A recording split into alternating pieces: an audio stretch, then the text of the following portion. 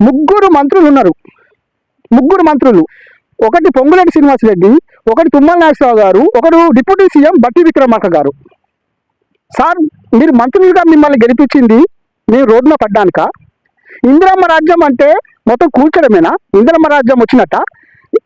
నిజమైన ప్రజాపాలన అంటే ఈ దోపిడీ మొత్తం ఇక్కడ కబ్జాలు చేసిన వాళ్ళకి సహకరించడమా ఇందిరమ్మ రాజ్యం అంటే? ఇంకోటి ముఖ్యంగా మా పొంగులేటి శ్రీనివాసరెడ్డి అన్న నవ్వుతూ ఉంటే మహనీయుడు అనుకున్నాం.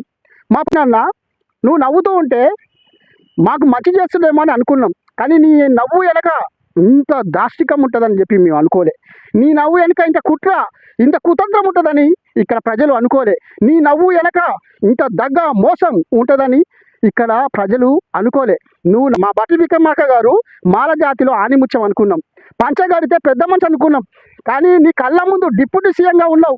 నీళ్ళు కన్నా వాళ్ళ గూటిని కూల్చేసి వాళ్ళకున్న ఆశల్ని చంపేసి ఈ సమాజంలో వాళ్ళకి దిక్కు లేకుండా చేసిన ఈ ప్రభుత్వం నాశనమైపోవాలని చెప్పి నేను అనుకుంటాను. ఈ